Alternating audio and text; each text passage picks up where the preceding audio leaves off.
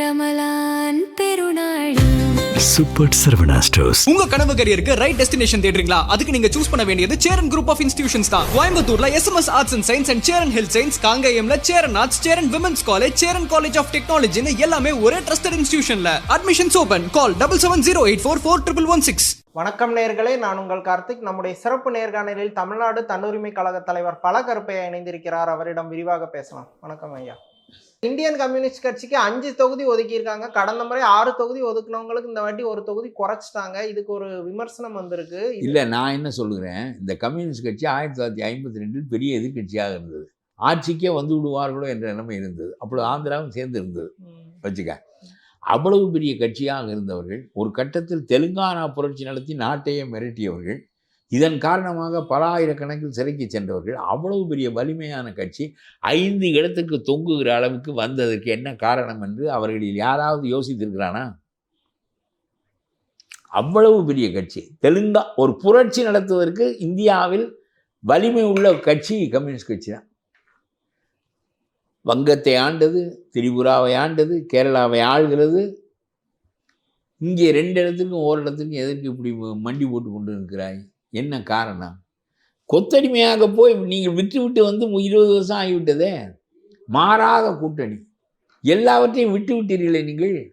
எப்பொழுதாவது சாம்சங் உரிமைக்கு போராடி தொழிலாளர்கள், நீயே சொல்லுகிறாய், அரசாங்கத்தினுடைய வக்கீல் தொழிலாளர்களுக்கு எதிராக பேசுகிறது, நாங்கள் தொழிலாளர்களுக்காக பேசுகிறோம் என்று அந்த தொழிற்சங்க தலைவரே சொன்னார். ஒரு அரசாங்கம் என்ன, நான் தொழிலாளிக்கு பேசுகிறேன், நீ என்ன முதலாளிக்கு பேசுகிறாய் என்று, அதுவும் கொரிய முதலாளிக்கு பேசுகிறாய் என்று கேட்பதற்கு இந்த கம்யூனிஸ்ட் கட்சிக்கு வலு இல்லை. 2 இடமும் 4 இடமும் வாங்கி நீ என்ன செய்ய போகிற? புரட்சி போய்விட்டது, உன்னுடைய கமாண்ட் எக்கானமி போய்விட்டது, கட்டளை பொருளாதாரம் போய் இன்றைக்கு உலகத்தில் ஒரு இடத்திலும் கம்யூனிஸ்ட் கட்சி ஆட்சி இல்லை. சீனாவும் முதலாளித்துவத்தை கடைபிடிக்கின்ற நாடாக ஆகிவிட்டது. இந்த நிலைமையில் இந்த கொள்கைக்கான நிலைபேற்றை எப்படி உண்டாக்குவது என்று உங்களுக்கு புரியவில்லை. பெரிய பெரிய அறிஞர்களுக்கே புரியவில்லை. உனக்கு புரியாதது ஒன்றும் பெரிய வியப்பில்லை. 2 இடம் 4 இடம் இதை வாங்குவதை தவிர, இதன் மூலம் இந்த கொடியை பறக்க விடுவதை தவிர, அவனிடமே பணம் வாங்கி கொண்டு 25 கோடி வாங்கி கொண்டு தேர்தல் இருக்கிறீர்கள். ஒரு பன் ரொட்டியும் ஒரு அணாவுக்கு டீயும் குடித்து விட்டு நீங்கள் வேலை செய்த காலத்தில் 52இல் தென்னிந்தியாவுக்கே எதிர்கட்சியாக இருந்தீர்கள். ஒரு பன் ஒரணா, ஒரு டீ ஒரணா. அந்த காலத்தில் ஒரணா என்பது 6 காசு, டீயும் பண்ணும் 2 அணா 12 காசு. காலையில் தேர்தல் வேலை செய்வதற்கு போய்விடுவான். அப்படி இருந்த கட்சிக்கு 25 கோடி ஸ்டாலின் பணம் கொடுக்க வேண்டிய தேவை இருக்கிறது என்றால், அதை வாங்கி கொண்டு நீங்களும் பெரிய கார்களில் பயணம் செய்து இந்த 2 இடம் 4 இடத்தை நீங்கள் உங்களுடைய கட்சியை அழித்தது ஸ்டாலின், நீங்களே அழித்து கொண்டீர்கள். சீட்டு ஒப்பந்தம் முடிஞ்சு வந்த வீரபாண்டியன் என்ன சொல்றாங்கன்னா, எங்களை ரொம்ப மரியாதையா சுயமரியாதையோட நடத்துனாங்க. இது இந்த பாருங்க, ஸ்டாலின் 12 மணி நேர தொழிலாளர் வேலை சட்டத்தை கொண்டு வந்த ஒரு ஆளோடு இந்த பிறப்புக்கும் இன்னொரு பிறப்புக்கும் கூட்டு கிடையாது என்று சொல்லியிருக்க வேண்டியது.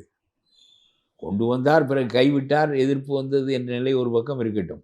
சாம்சங் முதலாளிக்காக பேசுகிறார் என்று நீங்களே சொல்லிக்கொண்டு அந்த ஆளோட என்ன உறவு? இல்லை, பாசிச பாஜக வராமல், தமிழ்நாட்டில் வராமல் தடுக்கிறதுக்கு திமுக மட்டும்தான் இங்கே அரணா இருக்குது. ஸோ நாங்கள் அவங்களோட கரத்தை வலுப்படுத்துவோம் அப்படின்ட்டு கம்யூனிஸ்ட் தரப்பில் சொல்கிறாங்க. பிஜேபி எதிர்ப்பு என்பது ஒரு மாய்மாலம். தமிழ்நாட்டு அரசியல் பிஜேபியை மையம் கொண்டு இல்லை, நான் சொல்லுகிறேன். அது எடப்பாடியை மையம் கொண்டிருக்கிறது. எடப்பாடி தான் முதலமைச்சராக வருவார் என்கின்ற அடிப்படையில் தான் அந்த கூட்டணி அமைக்கப்பட்டிருக்கிறது. இந்த பிஜேபி கொஞ்சம் முண்டாமல், என்னுடைய கருத்து, நீ கொஞ்சம் தலையை குனிந்து கொள், அவரை மறைக்காதே. சும்மா தேவையில்லாமல் உன்னோடு நடக்கின்ற போரின் காரணமாக, அதாவது எடப்பாடியை விமர்சனம் செய்ய முடியவில்லை அவர்களால், அதிமுகவை விமர்சனம் செய்ய முடியவில்லை. ஏனென்றால் எம்ஜிஆர் ஆட்சி, அம்மா ஆட்சி, எடப்பாடி ஆட்சி, இவ்வளவு ஆட்சியையும் பற்றி விமர்சனம் செய்வதற்கு அவர்களுக்கு இருக்கின்ற சத்தை விட, அவன் சமஸ்கிருதத்தை திணிக்கிறான், அவன் இந்தியை திணிக்கிறான், அவன் இந்து என்று சொல்லுகிறான் என்று சொல்வதெல்லாம் ஒன்றே ஒன்றுக்காகத்தான். 12% சிறுபான்மை மக்களுடைய வாக்குகளை அப்படியே அள்ளிவிட்டால் மீதம் ஒரு 13-20 விழுக்காடு வாக்கு போதும். புரிகிறதா அவனுக்கு? இது மாறாத வாக்கு, கான்ஸ்டண்ட்டாக இருக்கும். ஒரு ஆள் மாறி போட மாட்டான். ஏன்னா அதற்காக தான் நம்ம திருப்பரங்குன்றத்தில் தீமை ஏற்றக்கூடாது என்று ஊரடங்கு போட்டோம். எதற்கு போட்டோம்? இந்துக்கள் என்ற வார்த்தையை எனக்கு பிடிக்காது. இவர்கள் சிதறுவார்கள், அவர்கள் சிதற மாட்டார்கள். அவர்களுடைய வாக்கு வங்கியை அடிப்படையாக வைத்துக்கொண்டு அதன் மீது கட்டமைத்திருக்கிறார். இல்லாவிட்டால் உன்னுடைய கட்சி நிற்கவே நிற்காது, ஊராட்சி தேர்தல்கள் கூட நிற்காது. அது ஒரு பக்கம் இருக்கட்டும். ஆட்சி மாற்றம் ஏன் வேண்டும்? முதலிலே சொல்லுகிறேன், என்றைக்கு திருப்பரங்குன்றத்தில் முருகனுக்கும் மலையில் தீபம் ஏற்றக்கூடாது என்று சொன்னாயோ அன்றைக்கே சொரணை உள்ள மக்களாக இருந்தால் முதலில் உனக்கு வாக்களிக்கக்கூடாது. சரி, நீ முஸ்லீம்களை பாதுகாப்பதற்காக, தர்காவை பாதுகாப்பதற்காக என்று சொன்னாய். தர்காவுக்கு ஒரு காலத்திலும் இடையூறு வரவில்லை. வருவதை நாம் கூட ஏற்றுக்கொள்ள மாட்டோம், அது வேறு. ஆனால் நீயாக மேலே விழுந்து தர்காவை பாதுகாக்க ஊரடங்கு சட்டம் கொண்டு வந்தேன் என்றால், ஒரு நாய் கூட இந்த தெருவில் போகாத போது ஊரடங்கு சட்டத்தை கொண்டு வந்து முருகனுக்கு தீபம் ஏற்ற விடாமல் செய்த உனக்கு எதற்காக வாக்களிக்க வேண்டும் என்று முருகனுக்கு சார்பானவர்கள் சிந்திக்க வேண்டும். இது இந்துத்துவா கொள்கை இல்லை. முருகன் இந்துத்துவா கடவுள் இல்லை, தமிழ் கடவுள். முருகன் வடநாட்டில் வழிபடப்படுவதில்லை. புரியுறதா? நேற்று அதிமுக சார்பில் போராட்டம் நடந்தது. அதில் CV சண்முகம் பேசின பேச்சு சர்ச்சையாயிருக்கு. அதுக்கு முதல்வர் ஸ்டாலின் என்ன விமர்சனம் பண்ணியிருக்காருன்னா, நம்மளை விமர்சிக்க எதுவும் இல்லாததுனால ஆபாசத்தையும் அவதூறாகவும் பேசுகிறதா கடுமையாக விமர்சனம் பண்ணியிருக்காரு. அதை எப்படி பார்க்குறீங்க? சரியே, ஒரு மனிதன் வாய் தவறி சொல்லி விடுவதும் உண்டு. அதாவது உன்னுடைய கனவை சொல்லு என்பதெல்லாம் ரொம்ப முட்டாள்தனமான திட்டம். நான் ஒரு மனிதனுடைய தேவையை கூட அரசு பூர்த்தி செய்ய முடியாது. அவனுடைய தேவைகள் மிகுதி. பொருள் குறைவு, வசதி குறைவு, பணம் குறைவு, மனிதனுடைய தேவை மிகுதி. அப்போ நீ எது முக்கியமான தேவையோ அதை மட்டும்தான் நிறைவேற்றி கொள்வார். இப்படி சோர்சஸ் குறைவாகவும், நீட்ஸ் வான்ஸ் கூடுதலாகும். நீட்ஸ் தான், வான்ஸ் இல்லை, விருப்பங்கள் இல்லை, தேவைகள், உயிர் வாழ்வதற்கு தேவையா. இப்படி பேச வேண்டிய ஒரு உலகத்தில் உன்னுடைய கனவு திட்டத்தை சொல்லுன்னா அப்புறம் அவன் வேடிக்கையாக சொல்ல போய் என்னென்னமோ சொல்லிடுறான்னு வச்சுக்குவோம் ஒருத்தன். இது கனவு திட்டம் என்ன? எந்த நீ தேவையை நிறைவேற்றுவது என்பது வேறு, விருப்பத்தை நிறைவேற்றுவது என்பது வேறு. நான் சொல்கிறேன், நீட்ஸை நிறைவேற்றலாம், வான்ஸை நிறைவேற்ற முடியாது. வான்ஸ் விருப்பங்கள், நீட்ஸ் தேவைகள். ஒரு அரசாங்கம் தேவைகளை தான் நிறைவேற்ற முடியும், வாழ்வதற்கானவற்றை தான் நிறைவேற்ற முடியும். இதெல்லாம் செய்யாமல் நீ உன்னுடைய கனவை சொல்லுனா ஒருத்தனுங்க 1000 கனவு இருக்க உள்ள, அதில் ஒரு கனவு, அதில் எந்த கனவு? அதாவது இது எதுக்கு சொல்கிறேன்னா, இப்படி தான் ஒரு நீர்த்து போகின்ற பேச்சுக்களெல்லாம் வரும். அது எங்கேயாவது உலகத்தில் எந்த கனவையாவது உன்னால் நிறைவேற்ற முடியுமா? நீ அந்த இதை திசை மாற்றுகிற. அவர் சொல்லிவிட்டார், பிறகு அது வாய் தவறி சொல்லிவிட்டேன் என்று முடித்து விட்டு போகலாம் என்று வைத்துக்கொள்ளுங்க. வாய் சும்மா வேடிக்கையாக சொல்ல நினைக்கின்ற போது சில சொற்கள் கூடுதலாக வந்து விடுகின்றன. ஆனால் நீ எந்த கனவை உன்னால் நிறைவேற்ற முடியும் என்று கேட்குறேன். எந்த தேவையையுமே உன்னால் நிறைவேற்ற முடியாது, எந்த விருப்பத்தையுமே உன்னால் நிறைவேற்ற முடியாது. தேவையை நிறைவேற்றவே உன்னுடைய அரசுக்கு சக்தி இல்லை. அதை விட்டு தேவைக்கு மேல் விருப்பம், விருப்பத்திற்கு மேல் கனவு. என்ன நீ கனவு திட்டம்? அப்புறம் பெரிய ஃப்ராடுங்கிறான் இந்த அரசாங்கம், ஒரு ஃப்ராடு.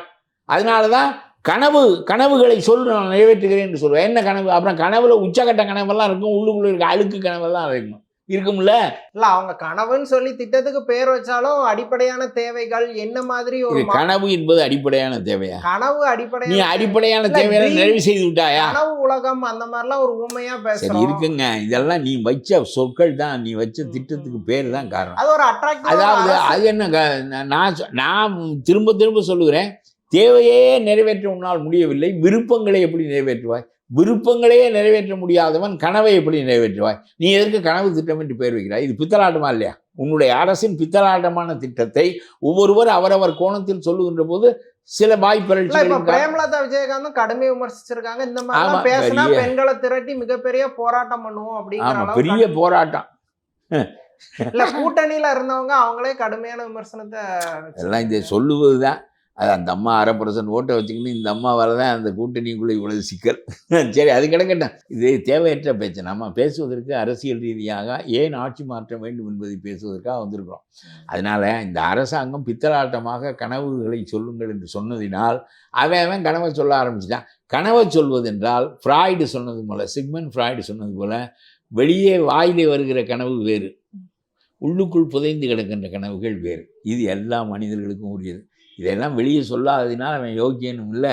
வெளியே ஒருவர் எதையோ ஒன்று சொன்னார் என்பதற்காக அது வெளியே சொல்லாத, அது உள்மனதில் புதைக்கப்படுகிறது என்று சொல்வார். அசிங்கங்கள் எல்லாம் என்ன, நீ என்ன படிச்சிருக்கா, நீ என்ன பண்ணியிருக்கா, நீ சும்மா கனவுன்னு என்று சொல்லிக்கொண்டு ஏமாற்றி விட்டு போகிறாய் மக்களை. உன்னுடைய ஆசைகளில் விருப்பங்களில் கேவலமானவையெல்லாம் மோசமானவையெல்லாம் உள்மனதில் புதைக்கப்படுகின்றன என்பதுதான் சிக்மண்ட் ஃப்ராய்டு என்ற உளவியலாளருடைய கோட்பாடு. சப்கான்ஷியஸ் மைண்டு, ஞாபகத்தில் உள்ள மனம் வேறு, ஞாபகத்திற்கு அப்பாற்பட்ட புதை மனம் வேறு. அந்த புதை மனத்திற்கு அழுத்தப்படுகின்ற ஒன்று வெளிவந்திருக்கலாம், அது இருக்கட்டும்.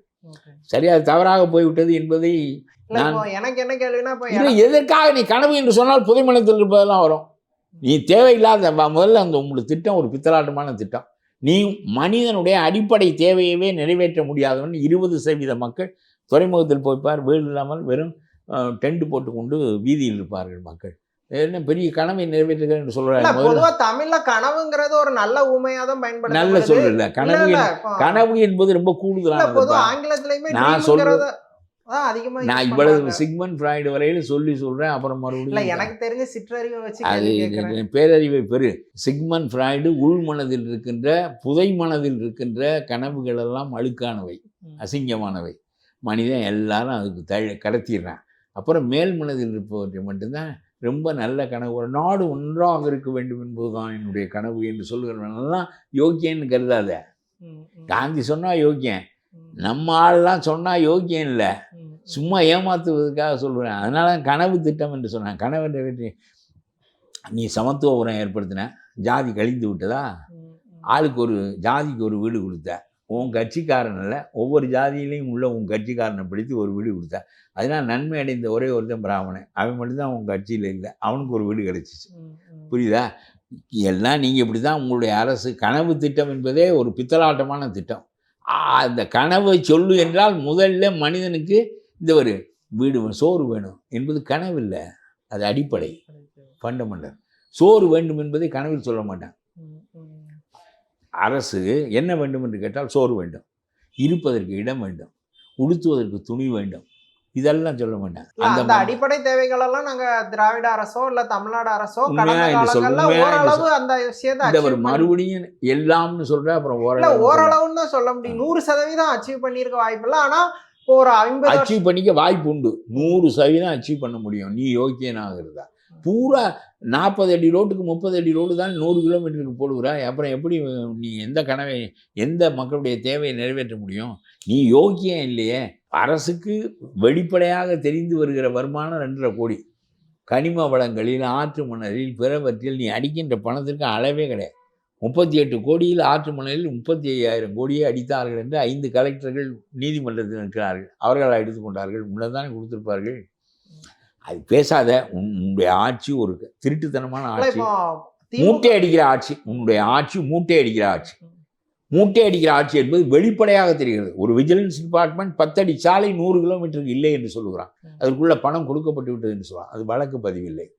கோவப்பட வேண்டும் நீங்கள் எல்லாம். அதையெல்லாம் விட்டு விட்டு என்னமோ ஒரு விளையாட்டாக ஒரு மனிதன் எதோ சொன்னால் அது தவறு என்று அவன் ஏற்றுக்கொள்ளுகின்ற போது, அதை விட்டு விடுங்கள் என்று சொல்லுகின்ற போது விட்டு விட்டு போக வேண்டும். சொன்னதுனால் என்ன வானம் இடிந்து தலையில் விழுந்து விட்டதா?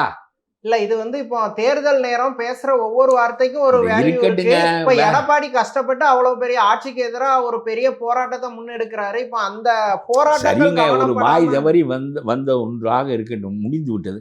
நான் என்ன சொல்கிறேன் என்றால், பெண்களுக்கு பாதுகாப்பு இல்லை என்பது இந்த போராட்டத்தின் அடிப்படை. 6-8 வயது சிறுமியிலிருந்து 60 வயது கிழவி வரையிலும் அவர்களுடைய கற்புக்கு பாதுகாப்பு இல்லை. எப்படி தான் இவர்கள் எல்லாம் கற்பழிக்க முடியுமோ எனக்கு தெரியவில்லை. 8 வயது சிறுமியையும் 60 வயது கிழவியையும் எல்லாம் செய்கிறார்கள். மிருகங்களாக இருக்கிறார்கள். அதற்கு காரணம் இந்தவர்களுடைய போதை. இந்த நாட்டில் நடமாடுகின்ற மிகையான போதைகளின் காரணமாக இவ்வளவு குற்றங்களும் நடக்கின்றன. அதற்காக போராட்டம் நடக்கின்ற போது அந்த போராட்டத்தின் நோக்கத்தை முறியடிப்பதற்கு இவர்கள் இதை பெரிதுபடுத்துகிறார்கள். உடனே எப்பொழுது என்று ஏதோ பெண்களின் உரிமையை நாங்கள் தான் காப்பாற்றுகிறோம் என்பது போல நான் சொல்லுகிறேன். அதாவது நீ வைத்த வார்த்தை தான் இதுக்கு காரணம். கனவை சொல்லு என்றால் சோறு வேண்டும் அப்படின்னு சொல்ல மாட்டேன். சொல்லுவியா? நீ சொல்லுவியா? ஒரு பேனா வேண்டும் சொல்லுவியா? ஒரு சட்டை வேண்டும் என்று சொல்லுவாயா? கனவு என்று சொன்னால் அங்கே தான் போவேன். ஒவ்வொருவனுக்கும் புதை மனதில் 1000 கனவுகள் இருக்கும். இதெல்லாம் வெளியே சொல்லக்கூடியவையும் இருக்கும், சொல்ல முடியாதவையும் இருக்கும். ஆக கனவு என்று வந்து விட்டால் பிறகு இதெல்லாம் வரும். ஓகே, அப்போ திட்டம் தான் பிரச்சனை. சிவி சரி, ஏதோ Okay, வாய் தவறி sir. சொன்னதை இப்போ, விடப்பா. இப்ப சரி, நாட்டுல okay. தேர்தல் நடந்து இந்த ஆட்சி மாற வேண்டும், இந்த மூட்டை அடிக்கிறவர்கள் நாட்டை விட்டு போக வேண்டும் என்று நாம் பேசிக் கொண்டிருக்கிற போது நீ மறுபடியும் இதையே பேசி என்ன செய்வது என்று கேட்கிறேன். இல்ல அவங்க தரப்புல நீதிமன்ற தீர்ப்பை அமல்படுத்தணும், பிஜேபியும் டிஎம்கேயும் சேர்ந்து இதுல அரசியல் பண்றாங்க அப்படின்ற ஒரு நிலைப்பாடு எடுத்தாங்க. நிலைப்பாடு எடுக்கிறதா? உண்மை என்ன என்று தேடுவாயா? நிலைப்பாடு எடுத்தார்கள். நிலைப்பாடு பொய்யாகவும் இருக்கலாம். அதெல்லாம் இல்லை. நான் என்ன சொல்றேன், அதிமுக பிஜேபியை பற்றி கேள்வியே இல்லை. முருகனுக்கு உரியதா இல்லையா தீபம்? அது மலையின் மீது ஏற்றப்பட வேண்டுமா, ஏற்றப்பட வேண்டாமா? சில காலம் ஏற்றப்படவில்லை என்பதனால் அது இல்லாமல் போய்விடுமா? கோர்ட்டு தீர்ப்பளித்த பிறகும் ஊரடங்கு சட்டம் போட்டு அதை தடுத்த பிறகும் ஏன் விஜய் கருத்து சொல்லவில்லை?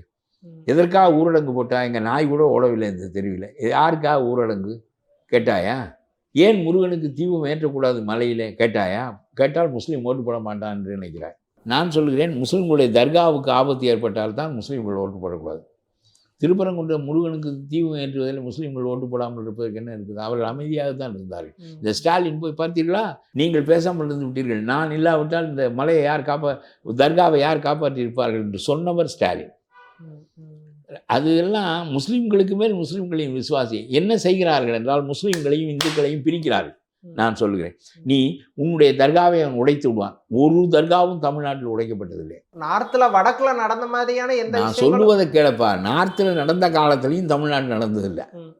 சும்மா நார்த்தில் நடந்துச்சு, ஆப்பிரிக்காவில் நடந்துச்சுலாம் சொல்லாத. தமிழ்நாட்டில் எப்பவும் எந்த தர்காவையும் உடைத்ததில்லை. புரிகிறதா? இங்கே மக்கள் இணக்கமாக வாழ்கிறார்கள்.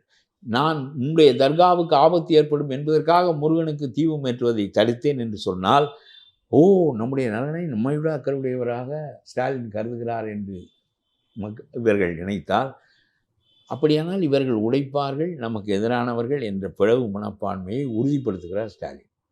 அதுக்கு நீ இரையாகிறாய். காலப்போக்கில் இப்படி இரையாகி நீ தனி அவன் தனி என்ற நிலை ஏற்பட்டு விட்டால் சிறுபான்மையான உன்னை அரசு காப்பாற்ற முடியாது பெரும்பான்மை மக்களிடமிருந்து.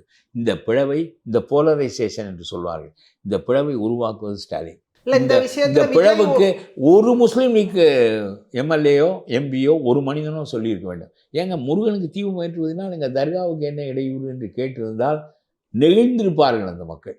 ஸ்டாலின் இந்த உத்தரவு போட்டபோது அது தேவையில்லாத உத்தரவு. இது முருகனுக்கு அவர்கள் தீபம் ஏற்றட்டும், தர்காவில் நாங்கள் ஊதுபத்தி கொளுத்தி வைத்துக் கொள்கிறோம். முருகனுக்கு ஏற்றினால் என்ன தப்பு என்று கேட்டிருந்தால் தீபத்தை பார்த்து விட்டு தர்காவுக்கு அங்கே ஓதி விட்டு வெளியே வருவான். அது நடந்திருக்கும். அந்த சிந்தனை இங்கே உள்ளவர்களுக்கு இல்லை. ஸ்டாலின் பிளவுபடுத்துகிறார். அதற்கு முஸ்லீம் லீக் இரையாகிறது, முஸ்லீம் மக்கள் இரையாகிறார்கள். அதனுடைய காரணமாக நான் மற்றவையெல்லாம் சொல்லவில்லை, நீங்களும் அந்த மக்களும் பிளவுபட்டு போகின்ற போக்கை மிகுதிப்படுத்தி கொண்டே போகிறீர்கள். உங்களுடைய மனதில் ஒரு கருத்து விதைக்கப்படுகிறது, நம்முடைய நன்மை தனியானது, அவர்களின் நன்மை தனியானது என்ற ஸ்டாலினுடைய பிளவு கருத்துக்கு நீங்கள் இசைவாகிறீர்கள். அதனுடைய போக்கு காலப்போக்கில் உங்களையும் அந்த மக்களையும் பிரித்துவிடும். ஸ்டாலின் இன்றைக்கு இருப்பார், நாளைக்கு தோற்கடிக்கப்பட்டு கருணாநிதியை போல் 14 ஆண்டுகள் வனவாசம் செல்வார். அது முக்கியமில்லை. நாளைக்கு இவர்களுடைய பெருந்திரளான மக்களுடைய கருத்து அப்படி உருவாக்கப்பட்டால், தர்காவுக்காகத்தான் நாம் தீபம் ஏற்ற முடியவில்லை என்ற பிறகு தர்காவை அகற்றுவது என்ற சிந்தனைக்கு அவன் போவதற்குத்தான் இது இடம் கொடுக்குமே தவிர, அவன் தீபம் ஏற்றுவதில் என்ன பிழை என்று சொல்லியிருந்தால் தீபத்தை ஏற்றிவிட்டு நேரடியாக தர்காவுக்கு இங்கேயும் ஓதி விட்டு அவன் வீட்டுக்கு போவான். அதெல்லாம் செய்திருக்க. அது என்னுடைய யோசனை. இது ஸ்டாலினுடைய யோசனை. எது சிறந்த யோசனை என்று நீ இந்த விஷயத்துல விஜயுமே சரியான நிலைப்பாடு எடுக்கல. அவருக்கு எதற்கு ஓட்டு போட வேண்டும்? ஸ்டாலினுக்கும் அவருக்கும் எதற்கு ஓட்டு போட வேண்டும்? என்ன ஒரு குறிப்பிட்ட மக்களுக்காக நீ பேசி அவர்களை விரோதமாக ஆக்குகிறாய். அப்புறம் அந்த மக்களுடைய உரிமையை நீ ஏற்றுக்கொள்ள மறுக்கிறாய். நான் சொல்றது, நீ தீபாவளிக்கு வாழ்த்து சொல்ல வேண்டும், ஏன் ரம்ஜானுக்கு வாழ்த்து சொல்லுகிறாய் என்று கேட்பதல்ல. நம்ம தீபாவளிக்கெல்லாம் வாழ்த்து சொல்வது நம்முடைய பழக்கத்திலேயே இல்லை. முருகனுக்கு தீபம் ஏற்றுவது நியாயம் என்று சொல்லுகிற நான் தீபாவளிக்கு வாழ்த்து சொல்ல மாட்டேன். எனக்கு அதெல்லாம் பழக்கமே இல்லை. இதெல்லாம் அந்த கிறிஸ்மஸிலிருந்து முஸ்லீமுக்கு பழகி மற்றவற்றுக்கும் பழகி கொண்டிருக்கிறீர்களே தவிர இவையெல்லாம் நம்முடைய இயல்பான பழக்கங்கள் இல்லை. ஆகாத பேச்சை இந்துத்துவாக்காரன் சொல்லி கொண்டிருப்பான், அதை விடுங்கள். அவன் எடுத்துக்கொண்ட காரணத்தினாலே முருகனுக்கு தீபம் ஏற்றக்கூடாது என்பது சரியான பேச்சில்லை. இப்போ விஜய் குறைஞ்சது ஒரு 10 to 12% வாக்கு எடுக்கிறதா செய்திகள் வருது. கண்டிப்பாக இதெல்லாம் பேசப்படும். தேர்தலின் போது முருகனுக்கு தீபம் ஏற்றாத ஏற்றும்படி சொல்லாத விஜய்க்கு நாம் ஏன் வாக்களிக்க வேண்டும் என்ற கேள்விகள் வந்தால் அதற்கு பதில் சொல்ல முடியாது. தமிழ்நாடு அரசியல் குறித்து பல விஷயங்களை விரிவாக பேசுனீங்க. ரொம்ப நன்றி.